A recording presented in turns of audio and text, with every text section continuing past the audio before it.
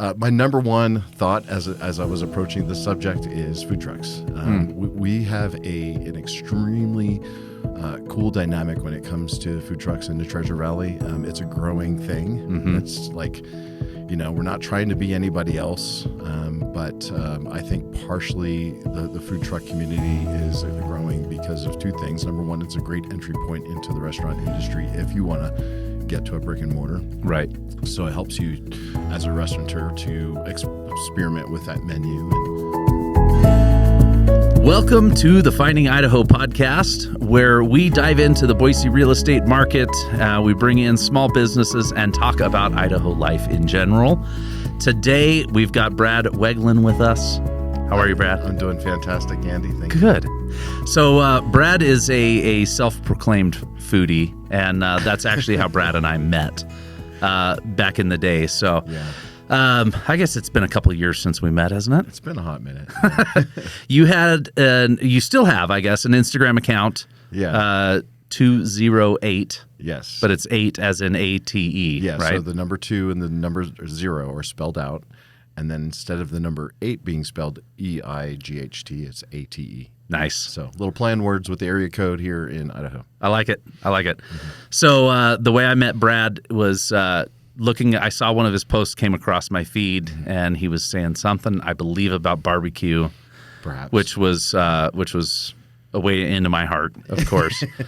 And so I mentioned Bodacious Pig. Yes. And it had been a while since he had been there. Yeah. And we decided to meet each other at Bodacious Pig. Exactly. And then the rest is history. We've been friends. And done many little lunch dates at different places. Learned new restaurants, and some of us, I've gotten to introduce you to a couple, and you've introduced me to quite a few. Absolutely. So today I want to talk to Brad a little bit about the restaurant life in the Treasure Valley here. So specifically, as we're getting into the warmer days, one of the things people keep asking me that I'm hearing is, what's a great patio that I can go sit on? Yeah. I don't want to, we're going to get into that in just a minute, but I want to talk about a lot of, just options. There's, maybe some new restaurants, perhaps getting into some of those summertime hot spots, because there's some places here that are only open for a short period of time, right? Yeah. So it depends on their format, but what do you look at? What are important things to you in a restaurant? Well, first of all, as you already know, but your listening audience doesn't yet, one of the things that I enjoy exploring is businesses that are family-owned. I really believe in the supporting of the local economy in a way that, I vote with my dollars in a sense. Sure. And so a lot of times when I'll go to one of these restaurants, one of the things that I enjoy finding is the owner being present. Now, they don't have to be there. Sure. But it's really nice to sit down and look over and I'm like, well, that person is acting like they own the place. Right. So I'll walk over and introduce myself. Hey, do you happen to be the owner? Or, whatever. And in many times I have found that yes, that person is the owner, or maybe they're a partner or something to that effect. But I enjoy meeting those people. So that's not what really attracts me to the restaurant. That's like, that's like the gravy on top. But sure. But underneath all of that, I'm really looking for, a quality meal that I probably won't think about making at home, because if I'm paying for something, a service, I want to pay for something that I typically wouldn't do myself, right? Sure. But at the same time, I've definitely gotten ideas to cook similar meals at home based off of something I'm inspired about when I go out, right? I've seen some of the things that you've cooked, and you're a phenomenal cook yourself, it would seem. I don't believe you've ever cooked anything for me now that I think about it. I'm sorry. But it looks amazing what I've seen. Yeah. Well, it helps that I did have some training and officially a chef based on, testing out for it. And sure. Things of that nature. But at the same time, I've kind of downplayed that part of my life. I don't try and, brag about it or, use it as a piece of status that, is going to say, hey, look at me, Right. But really, when you look at my Instagram page, it's less about me and more about those local restaurants. Absolutely. Yeah. Which is largely, I think, why you and I hit it off so much, because that's, those are things that have been very close to my heart and my wife Nellie's heart. And so that's kind of how we've structured Finding Idaho, is really to be about the community and the small businesses and the local economy and, like you say, supporting or voting with your dollars, so to speak. And so I think that's important, as much as we're able to do that and support those people. So, okay, so let's get into it. Restaurants. What do you have for people that are looking for the outdoor experience right now? Because let's face it, I mean, we have nasty weather. Yesterday was just terrible, right? Yeah, today it's just gorgeous outside, and I think it's going to be, we're going to get a little bit of that this week. Before you know it, it's going to be 100 degrees and nobody's going to want to be outside. So we got this short little window. Where do we go to be outside right now? Well, what's great about being outside, even when it is 100 degrees, is that we live in a dry climate and the shade actually works here. True. A little bit of mister and a shade, and you're feeling real comfortable. Fantastic. And this is like, it's true. I'm from the East Coast, so I used to step outside and literally just like take a shower in my clothes as soon as I was just, what's wrong with me? There's nothing wrong with me. It's just the humidity, right? So I really feel that there's plenty of opportunities, regardless of the temperature, to go outside. And the restaurateurs know this, so they're going to usually provide you some sort of shade, right? Right. My number one thought as I was approaching this subject is food trucks. We have an extremely cool dynamic when it comes to food trucks in the Treasure Valley. It's a growing thing. It's like, we're not trying to be anybody else, but I think partially the food truck community is growing because of two things. Number one, it's a great entry point into the restaurant industry if you want to get to a brick and mortar. Right. So it helps you as a restaurateur to experiment with that menu and such. Now, not all food trucks translate into a brick and mortar, right? But and I've actually had a couple of food truck friends who own trucks that asked me, "Hey, do you think we should, shoot to be a brick and mortar?" I'm like, "Heck no! Like what you got is perfect as a food truck. Like, just leave it as is, right?" And so, over the past couple of years, we've had some really cool food trucks pop up. Right, we have in Harris Ranch, which is the east end of Boise. We have Switchback, and that's actually grown as far as not in spatial size, but as far as like what they have available. When people go there, they're starting to attract larger and larger crowds. So at any point in time, they have anywhere from on a weekend, and this is per day. They usually run like sometimes even Friday. Or Thursday, Friday, Saturday, and Sunday. And each of those days they have anywhere between like 4 and 6 food trucks at a time. Nice. So, it's a great place to take the family if you are a family, because there's a little bit of everything for everyone. Sure. Now, granted, you're going to pay a little bit of a premium price because these are, again, locally owned businesses and they are families. They are trying to support their family. This is typically what they do. Right. And yet at the same time, if you find that right food truck, you're going to get a super quality product and also maybe even make a friend because they're super personal, right? Right. And so that's a really cool thing. I would say Switchback is one. And then Green Acres is one that popped up near the Greenbelt. And that is as you're coming into downtown Boise. Now, what's really cool is that sometimes on the weekend you can kind of make a weekend of it where you time it so that maybe you go to the farmer's market, which is nearby as well. And there's another space out in Garden City that opened up in the past couple of years, just off of 34th Street, right next to the Greenbelt. So you can make a day of the Greenbelt. It's just really cool, food, fun, all kinds of stuff. Yeah. Now, are those the Green Acres and the other place in Garden City? I forget what that one is called. 34th Street Market. So are those open daily, or are they just weekend, or do you know? 34th Street right now, as far as I know, is still kind of like whenever. I think they do a Wednesday market, and you might find, so that's sort of like a great alternative to the stuff you typically would find on the weekend at the other two. And I think they do a Wednesday market when summer comes. I just haven't been down in that area lately, or I just haven't seen their Instagram posts come across my feed. But if I was to take a look at what had happened in the past, typically that's what you're looking at is Sure. a Wednesday market, and probably even something on a Saturday. I'm sure. I'm positive. And with those places, I mean, you could, like you're saying, you could take the family potentially, Right. give everybody. I mean, I think that's, one of the best things for my kids is, you give them a little bit of money and they get to go, spend it wherever they want to.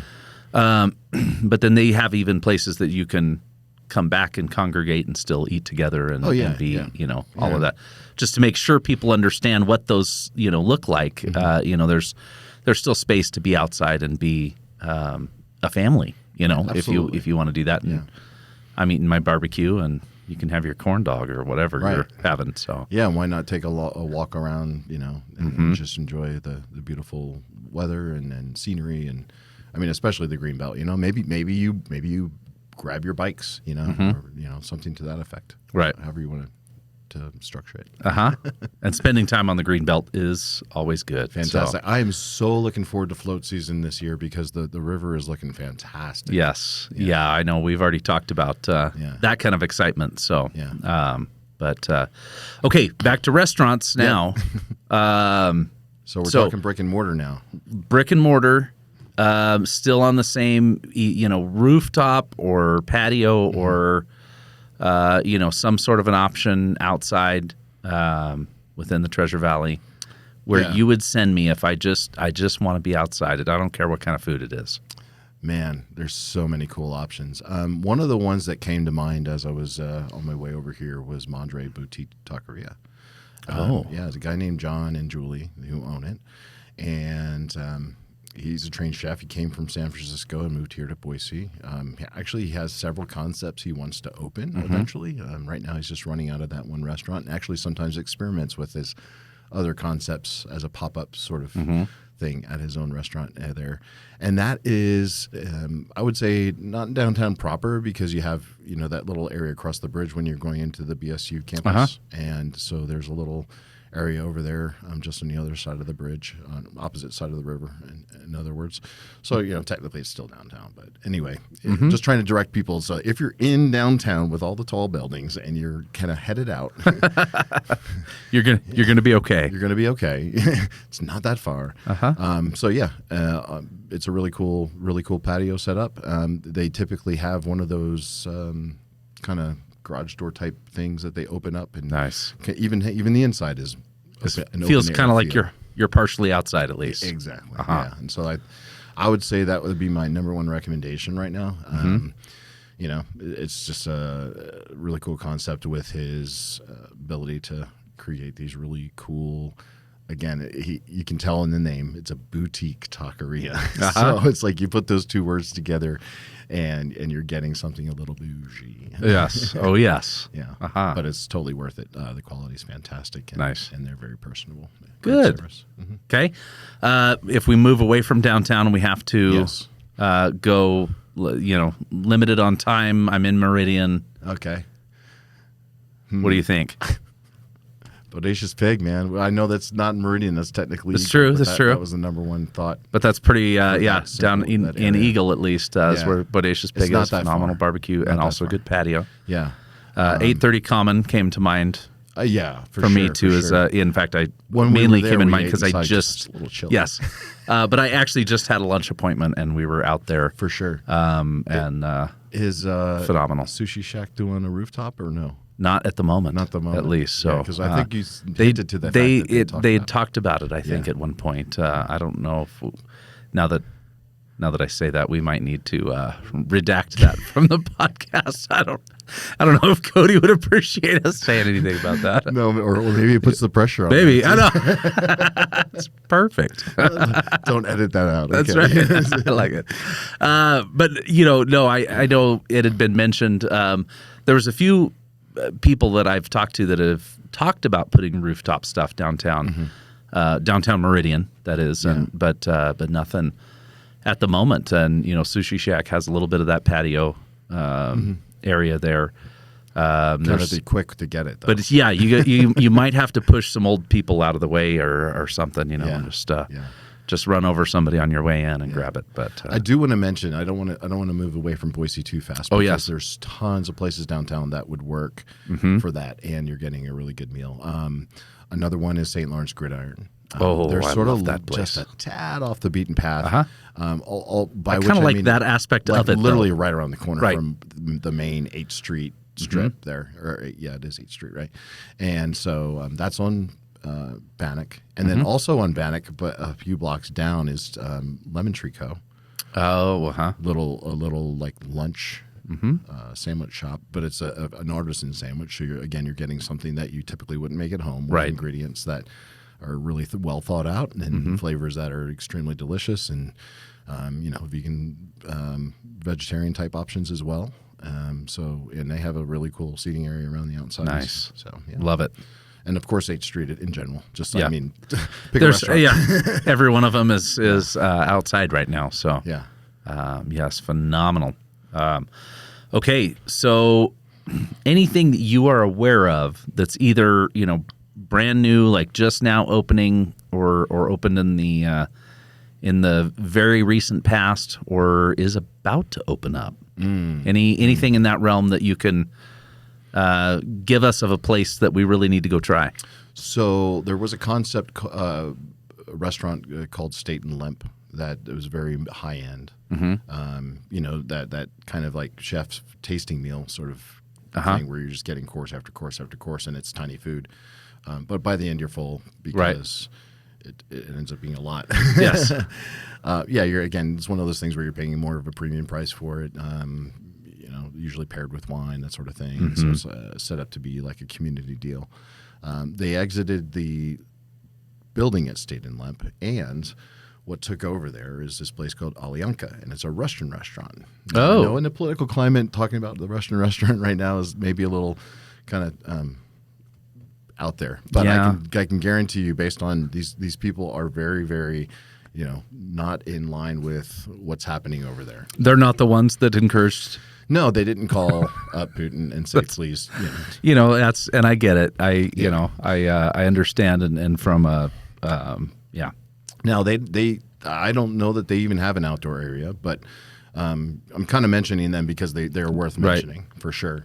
But then the same chef group, if you will, that was working at State and Limp kind of took a step back and started experimenting over the year. Now COVID sort of like helped that, I guess. Right. But they've reemerged as a kin, and they have occasionally they'll do these like outdoor picnics Right. on the lawn, and it's like bring a blanket and there's music, and they serve this really high-end food, and you enjoy it outside. And Well, that's fantastic. Yeah. Well, because that's got that hill, that's Yeah. all going down, and so it's like an amphitheater already. Exactly. Yes. Right. That's perfect. I love that. Yeah. I remember that when it was Angels Yeah. Bar and Grill. It's been a couple of years, Yeah. or 10 or 15. I don't know. Something. Yeah. The landscape is constantly changing. here. Yes. Yeah. Yes. Treasure Valley.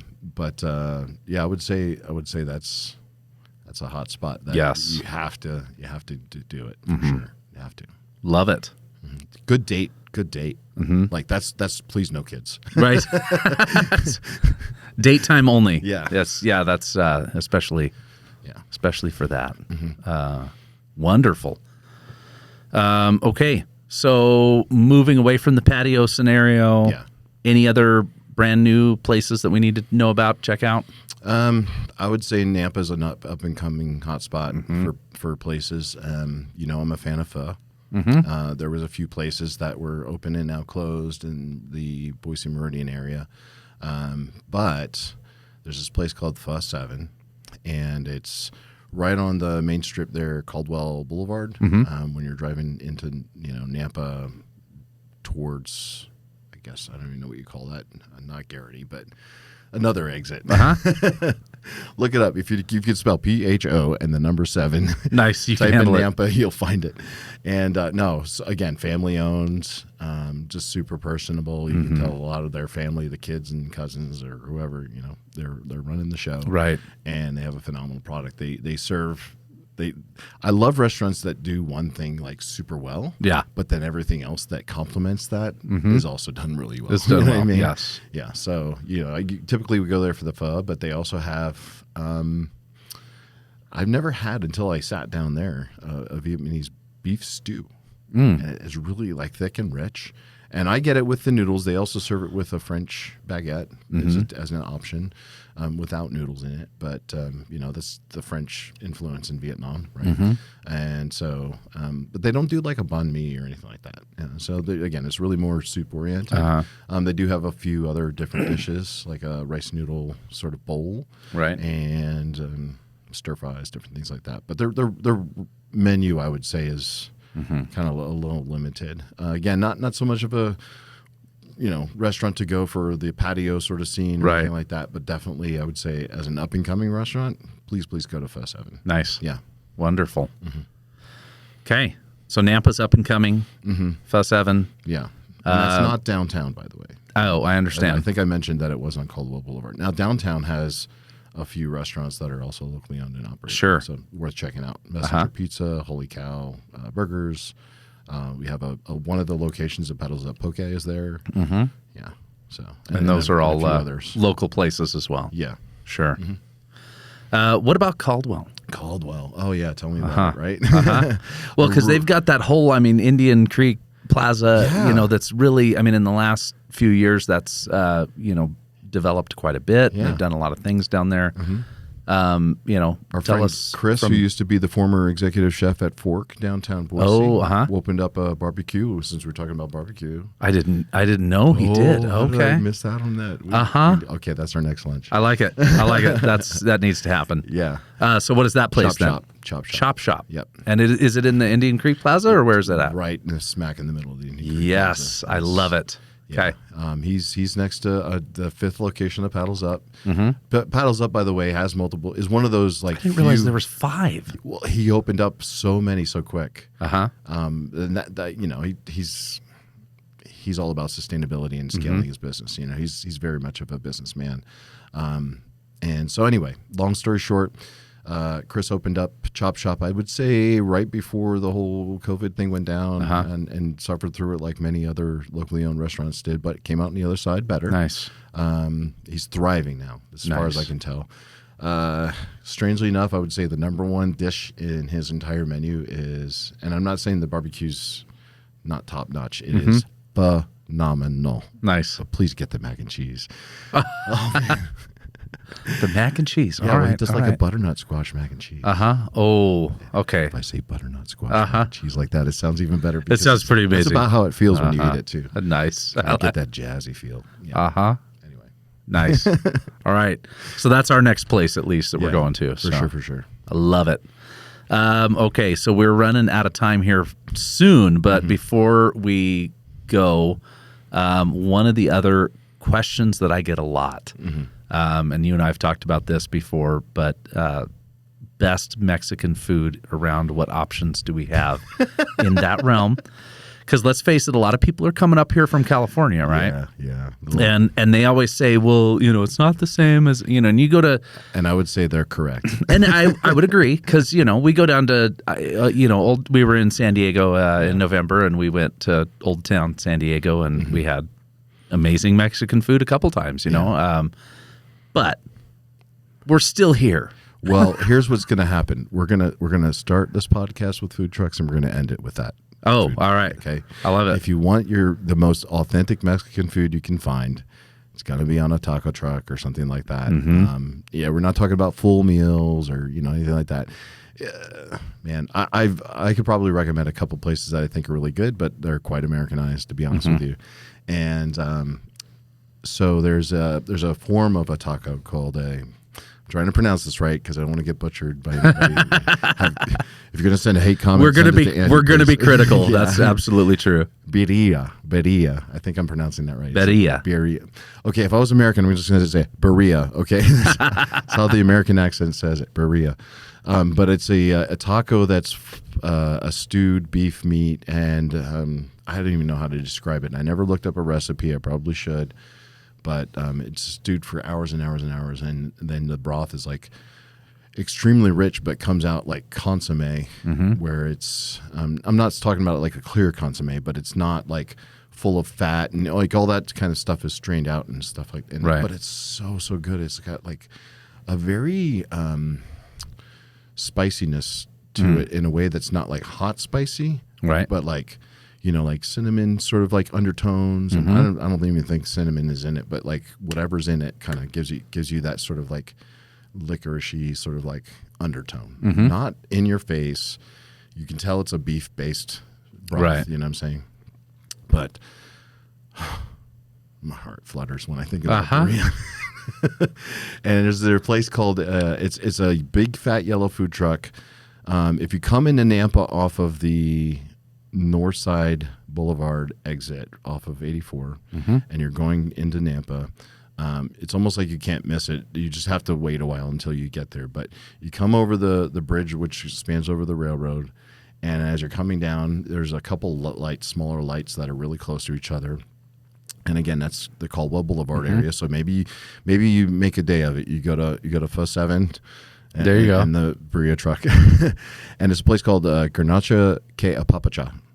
And what it translates into essentially is burrito that gives you a hug, like a warm Nice. hug. And essentially it's a very true to its name. It feels, it's undescribable to people who have it for the first time. And it's sort of like this, you know, it feels like it's a food trend, but they do it so well that even if it was, they would just They're just going to keep on continue going to take off and thrive. Exactly. Nice. And I've tried other burrito everywhere else, and there's none like it. It's just they've set the bar so high. Yeah, so it's fantastic. Yum. Okay, so now my mouth is watering a little bit anyway too. So Yeah. Oh, yeah. All right, dude. Well, thank you so much for all the knowledge anyway, too. For those of you watching and listening, reach out if you have any questions. I can connect you with Brad, of course, too. He's a wealth of knowledge here. But, you know, Brad and I both we love to support the local community as best as we can. And so trying to support these people out there that are doing their best and working hard at it, and supporting the local economy and making good food, and it's good times. Yeah, you know, they need us now more than ever too. Absolutely, they do. Yeah. So get out there and go try some of these places. Let us know if you check them out. Certainly want to hear about it too, and give us a subscribe and a like, and we will see you on the next podcast. Love it. Thanks, Brad. My pleasure.